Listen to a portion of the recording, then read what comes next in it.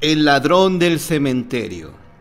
Hace muchísimo tiempo, allá en la época de la colonia, había una ancianita de rancia estirpe, descendiente de uno de los primeros conquistadores, que vivía sola en una gran casona que por el descuido de muchos años y la indiferencia de la anciana dueña sin duda, había vivido épocas mejores. La vieja casona parecía que se iba a caer de un momento a otro.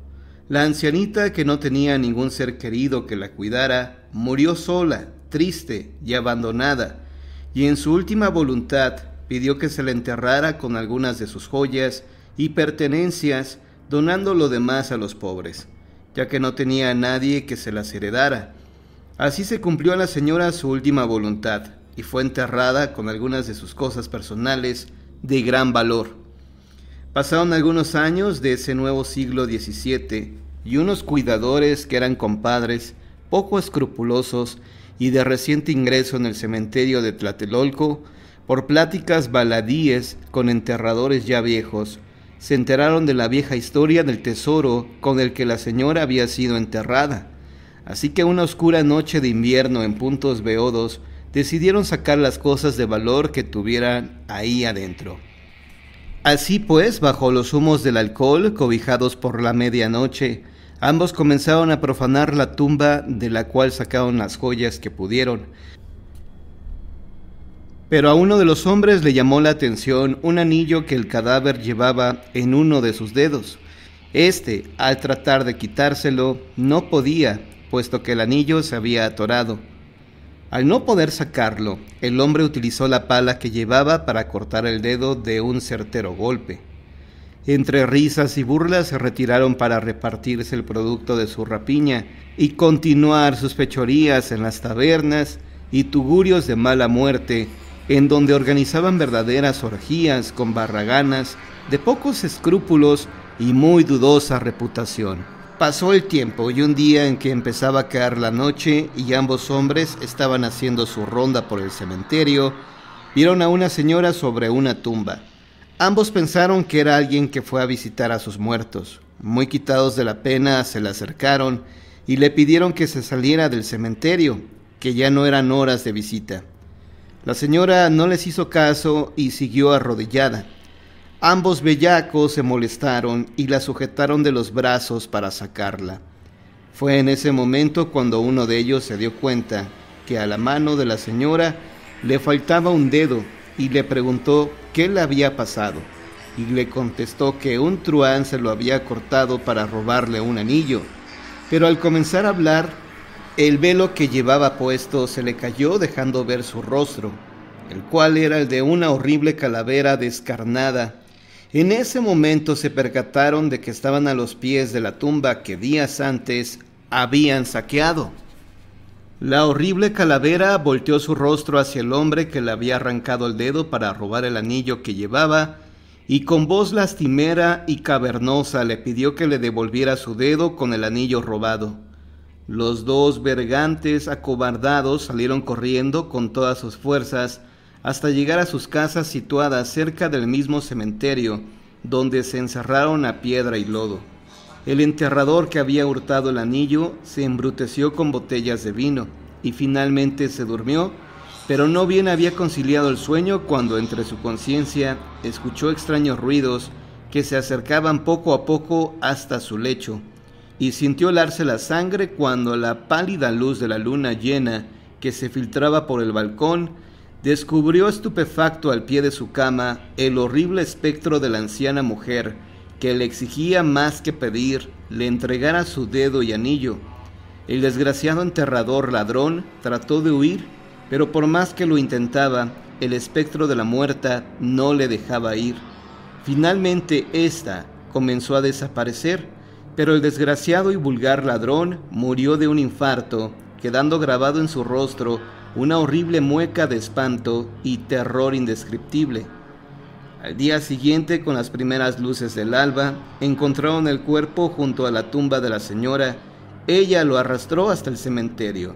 Su compañero y compadre quedó loco de remate al descubrir que la mano derecha de su amigo estaba sin un dedo y la cara con una expresión de terror, además del cabello blanco por el miedo que experimentó. El espectro de la dama enlutada. A principios del siglo XVI, los habitantes de la incipiente Nueva España se quedaron pasmados por un suceso tan increíble que les heló la sangre. Esto comenzó a ocurrir a finales del mes de octubre de 1604, entre las 10 y las 11 de la noche. Según contaban algunos serenos y otras personas que juraron verla, decían que de la puerta principal de la iglesia de Nuestra Señora de Loreto, que en ese entonces formaba parte de un convento, una esbelta mujer iniciaba su caminata por la hoy calle de San Ildefonso para después tomar rumbo al norte de la ciudad. A pesar de la tenue luz que despedían los escasos faroles de luminarias, dejaba percibir su andar garbonzo y elegante, con una silueta que, aunque cubierta con un elegante ropaje negro, denotaba su bien formado cuerpo, alto y de finas proporciones. No faltó el noctámbulo guardiano sereno que, extasiado por el porte y figura de esa dama, sin importar lo impropio de la hora, la comenzara a seguir a una prudente distancia, admirándola de lejos, aunque no faltaba el bellaco insolente que se le acercaba más, requiriéndola en amores, pero a pesar de los piropos y galanteos, la mujer hacía caso omiso, continuando con su ondulante y provocativo caminar. En cuanto llegaba frente al santuario de Santa Catalina, atravesaba la calle y se esfumaba perdiéndose quién sabe cómo y dónde, al llegar frente al viejo templo del rumbo de la Lagunilla. Se decía que fueron varias las personas que después del perseguimiento habían llegado al nivel de su andar y al tratar de lanzarle la palabra, tanto galante como llena de extrañeza, caían sin conocimiento o totalmente muertas, ya que se afirmaba sin lugar a dudas que cuando la dama enlutada volteaba, el rostro cubierto con rica, luctuosa y medio transparente mantilla a la tenue luz de la luna llena, mostraba ante los impertinentes una espantosa calavera descarnada. Nunca se supo el origen de esa alma atormentada, ni la razón de su penar, pero lo que sí quedó grabado en la memoria de los antiguos habitantes del barrio de Loreto fue el hecho de que no debían inmiscuirse en los asuntos de ultratumba, esto claro, si no querían morir con una espantosa mueca de terror reflejada en sus rostros.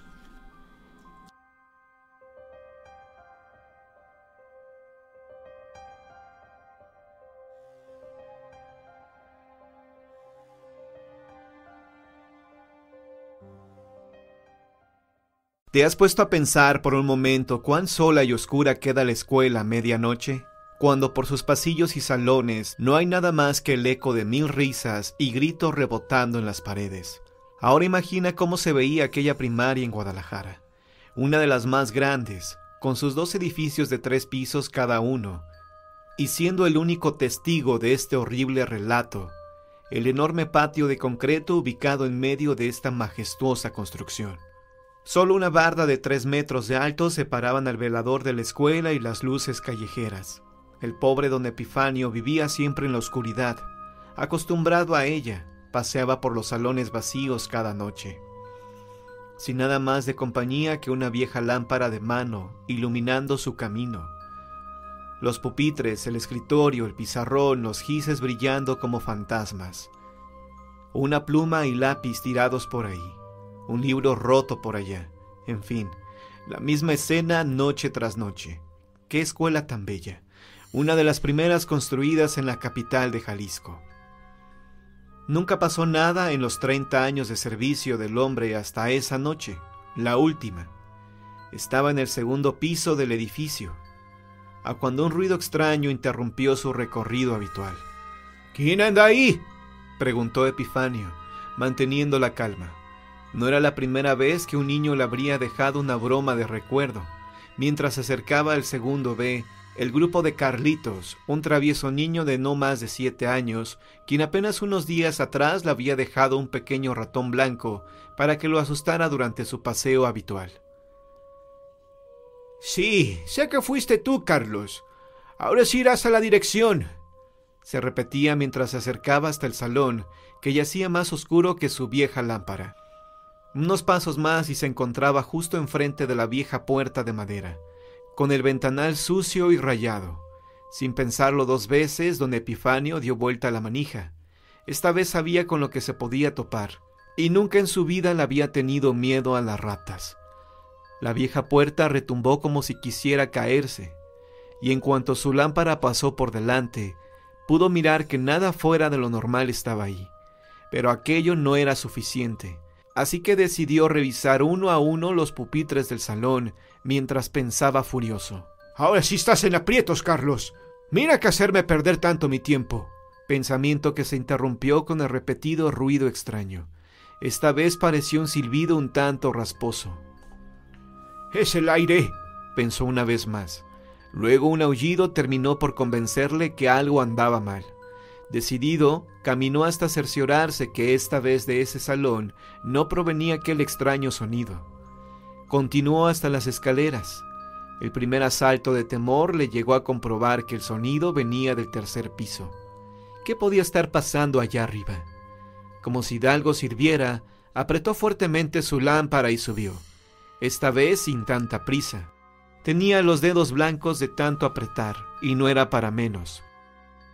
Si a algo le temía don Epifanio era un asalto.